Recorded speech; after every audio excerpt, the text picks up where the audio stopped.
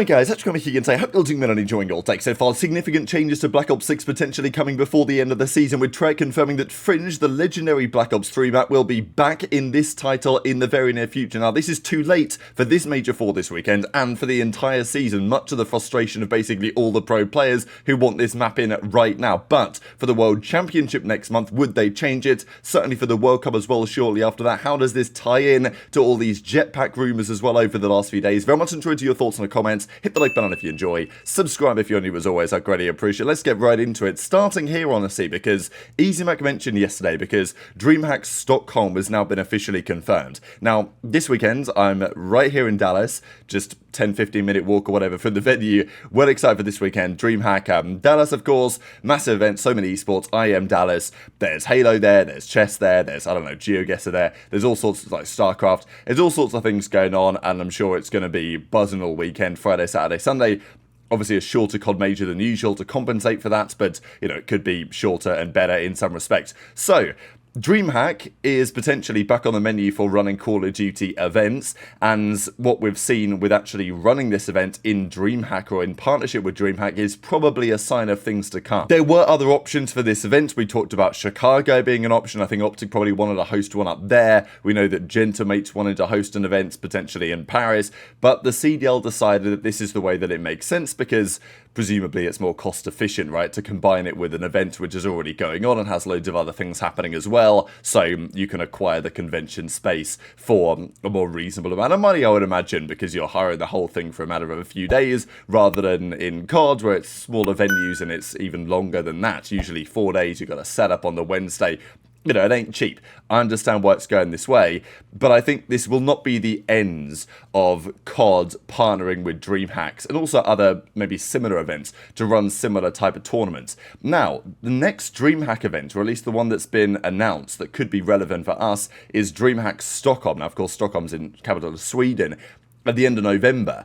Now, this is particularly interesting because, as Mack says, like, maybe we just do it, right? End of November, the games come out a few weeks before. Perfect timing for a kickoff. We used to have events there way back in the day. You know, it's in Europe. What if we do it? Now, you know, this is the big debate. aBeZy says we've got room to do it in Stockholm, so why not do that? Now, I'm not sure what the appetite for this would be, but, I mean, I'd very much be down to make this happen. Of course, it's easy for me to say in Europe. It's not too hard for me to get over there to Sweden, but it would be crazy, man. We've not had an event in Sweden for basically a decade, and it's not like we've got really any players from Sweden. Okay, CleanX is from Denmark, so, you know, in the Scandinavian region, but you know what I'm saying anyway. But, you know, what would this mean for the season? Would that be Major 1, or would it just be a kickoff event, and then would Major 1 happen later than that in January or something? I think that would be a perfectly reasonable way to do it, but yeah, I don't really want to push the league to say, okay, Major 1's end of November, because that probably means the season's going to finish in, like, May. So, you know, I don't know. It's just an option anyway to consider. aBeZy says he's down for it. I think we are going to move in the direction of more third-party tournament runs such as this. It's more cost-effective. It might just be straight up better content as well for people that are there in person as well. It might just be a better event than we've had for the last few years. Unfortunately, it means that, you know, but also doing it with DreamHacks means that you can actually do a big event in a big city. I think that's the other big point, is that the way that the league is currently going, like, let's say New York, when they hosted that event at the King's Theatre, getting the money right to make that happen again the next year was not really going to happen. And even Boston, they hosted the event at, you know, basically Fenway Park at the MGM Music Hall. And, you know, I don't imagine, it was definitely a difficult time to turn even, let's just say that. And that is going to continue to be true if you're hosting 4-day COD events in the heart of a big city. But I don't think we really want to go back to doing events in, you know, respectfully, Columbus, Raleigh, you know, okay, we didn't get an event in Charlotte, but like back in the day, this is where the events would be run because it was more cost effective to run it there. Ideally, as a league, we want to have the events in the big cities, and doing it with DreamHack is a way that we can make that happen. Now, I will say there's another piece to this, that is the game actually going to be ready? Because Ghost of Hope says that doing an event in December is going to be unrealistic, and he says this upcoming game is apparently really rushed.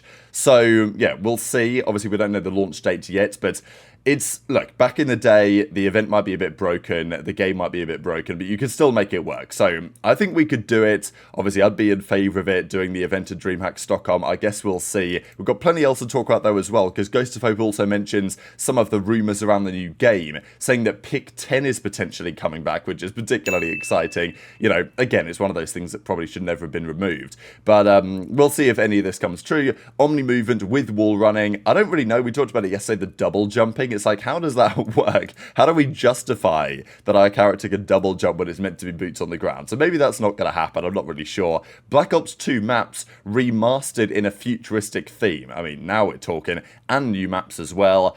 Set in 2035. So that's the apparent date. Of course, BO2 was in 2025, and BO3 I think was in like 2056 or 2065 or something in that ballpark anyway, so it's kind of between the two, as we talked about before. Simp, of course, is maybe pretty excited because Simp in the jetpack era, as with many players, and I think the majority of pros would probably prefer to go back to jetpacks if they could, and now maybe they can. So Simp was even quote tweeting this and saying, yeah, I'm absolutely on demon time if wall running and jetpacks are coming back to BO7. I know that the pros are very excited about it, but the big debate on yesterday was, speaking of wall running, speaking of jetpacks, speaking of some of those classic games from 2015, 16, etc., we've got to talk about Fringe, because Treyarch yesterday quote tweeted this tweet that says, why is no one talking about bringing Fringe back from BO3? Treyarch say think emoji. Now, this tweet was done in December. So, you know, in my opinion, they brought back Hacienda, of course, in BO4, and that's been an excellent job. Many people were saying, what about bring back Arsenal? What about bring back Frequency? Many other great maps from back in the day. But it seems the time has come. They've decided to do another remastered map, and it is going to be Fringe. Fringe multiplayer from BO3 will return in Black Ops 6 with Season 4. And Season 4, I think, launches on like the 29th of this month, so it's like a week away from Season 4 launching, which of course is critically after the final major of the season. So this is like interesting from a couple of angles. Firstly, they're bringing back what is a jetpack map. I mean, you know, we'll share some gameplay of this in a second so we can run through how this map might potentially play. But, for example, this is Top Barn, and, you know, you can't just climb up there, right? If you want to get to the top window, you have to jetpack in, which you could do. But obviously, boots on the ground, it doesn't necessarily work to the same extent. So how are they going to compensate for that? I'm really intrigued to see what they've cooked up here. Or they're just going to allow you to double jump for some reason because they've got that code in the game. You know, surely that's not going to happen, right? They'll find another way to do it.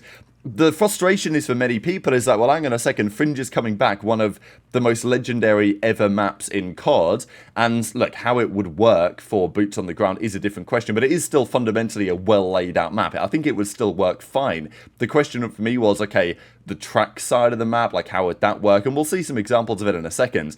But it is no doubt one of the most legendary maps ever, and people are been saying for a long time bring it back to COD, and they're finally doing it, but they're doing it too late, right? Like, it's coming back, but it's coming back after the final major of the year. We've played, you know, this COD for months at this point, and this is the final major here in Dallas, and yet now you bring back, you know, the map that people were looking for, especially because the map set in this game was the big debate at the start of the title. So that's the main frustration. Octane says hell is hot for this, and you know, we've got Beans that says this would have been sick 4 months ago, right? But regardless what you think about that, it still can be, and maybe should be mentioned, that it's still not over yet. We do have, after this major, 2 more tournaments, one of which is the World Championship, one of which is the Esports World Cup. I would be surprised if Fringe plays well, which I'd be surprised if it doesn't. I'd be surprised if EWC doesn't put it in. I think they probably will. For the World Championship, it is a bit of a different question, right? Because, you know, for the World Championship, you tend to want to keep the game as similar as you can to the game that we've played for the entire season, right? So, you know, if Major 4 is like this with the current map set we have, it would be optimal maybe to keep everything the same going into the next event over at the World Championship. But still, you might think that if it's good enough, they might put it in anyway, right? Now, the thing is, what are the league going to do? The players don't decide these things anymore. This, of course, was the famous Illy clip where he hits the, you know, the wall bounce all the way across the map, which is unlikely to be possible anymore on the new Fringe with boots on the ground. The killer was absolutely mind-blown at way back in Black Ops 3. Will the league put it in? Because, as I say, nowadays the pros don't seem to decide these things. The league just chooses whether it's in the game or not. would they do it for the World Championship? Should they do it? I mean, it probably depends how it plays when it gets into the game very shortly, because I think there will be some questions on how it is actually going to play in boots on the ground. And, you know, to have a quick look at that, let's look at some gameplay. Now, I thought, what gameplay should I show here? But, yeah, some of you guys might be aware of this channel called TacticalRab Gaming, and I put some gameplays up on there over the last couple of years. None of them are really any good. But, you know, I just thought, you know what, given it's a Fringe, I'll just play this so we can go through how the map actually plays, because that was the end of P1. This is the P2.